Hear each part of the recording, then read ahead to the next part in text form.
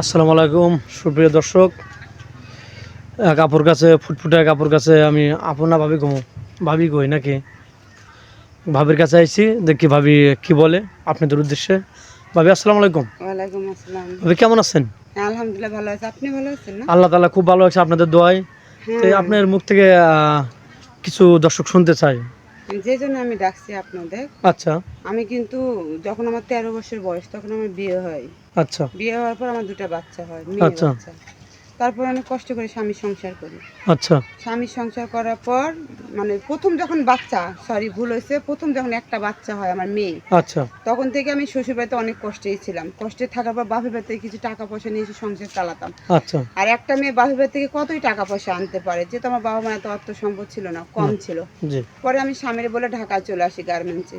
স্বামী স্ত্রী দুজনেই চলে আসি গার্মেন্টসে। এখানে গার্মেন্টসে চাকরি করার পর আবার বাচ্চা পেটে আসি, তারপরে আবার মেয়ে বাচ্চা। এই মেয়ে বাচ্চা দেশে রেখে এসে আবার দুজনে চাকরি করি। চাকরি করার পর করোনার সময় আবার দেশে চলে যায়। দেশে চলে যাওয়ার পর আমার স্বামী এমন একটা কাণ্ড করছে, মানে বলার মতো না। আমার বলে, মমতাজ তোমার জমিটা বিক্রি করে দাও, আমি কিছু টাকা পয়সা আমার দাও, আমি কিছু মানে কাজে লাগা, ব্যবসা বাণিজ্য করি। আচ্ছা আমি তো স্বামীর অনেক ভালোবাসি, যেহেতু আমি তার প্রেম করে বিয়ে করছি। অন্ধবিশ্বাস স্বামীর প্রতি হ্যাঁ আমি ওর প্রেমে অন্ধ হয়ে গেছিলাম, মানে পুরোপুরি অনেক বিশ্বাস করতাম। সে যে আরেক মেয়ের সাথে প্রেম প্রীতি করে এটা আমি বুঝতে পারি নাই। তারপরে হ্যাঁ, আমি জমি বিক্রি করে তার 3 লাখ টাকা দিয়ে দিই। তারপর 3 লাখ টাকা দেই, মানে জমি বিক্রি করে আমার আচ্ছা নামে যে জমি ছিল বিক্রি করে আমি 3 লাখ টাকা তারে দিয়ে দেই।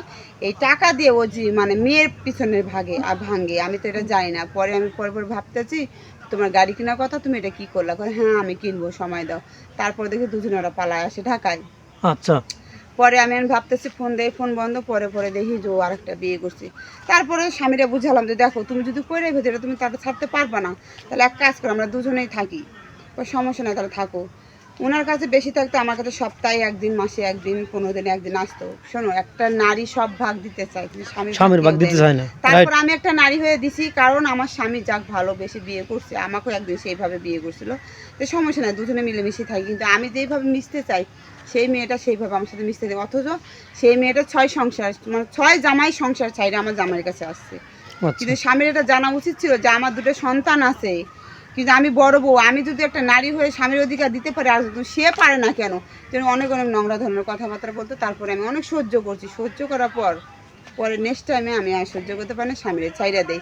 যে স্বামী যদি রানিং বউ থাকাকালে বিয়ে করতে পারে, তাহলে আমি একটা মেয়ে হয়ে পারি না কেন বিয়ে করতে?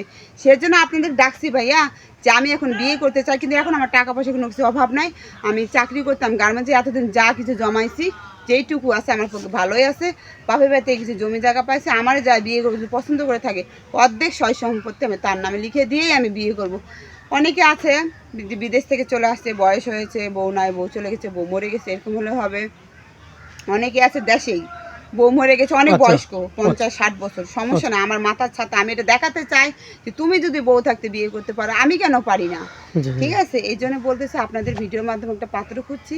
এরকম যদি পাত্র পেয়ে থাকেন আপনারা, অবশ্যই আমার সাথে যোগাযোগ করবেন, আর যদি আমার ভালো লাগে। কিন্তু আমার বাচ্চা 2টা, একটা বিয়ে হয়ে গেছে আর একটা ছোট, সমস্যা নেই, বাচ্চার দায়িত্ব কারো নিতে হবে না। এই বাচ্চা আমার বাপের বাড়িতে থাকে, শুধু আমার দায়িত্বটুকু নেবেন, সমস্যা হবে না। ওকে ওকে আপনি কি ধরনের কি টাইপের স্বামী চাচ্ছেন? হ্যাঁ, 50 বছর, 60 বছর, অনেকে বয়স হতো না, বউ মরে গেছে, হয়তো সন্তান আছে, পোলাপান আছে, বিয়ে হয়েছে, বাপের গুরুত্ব দেয় না, সেরকম হলে হবে।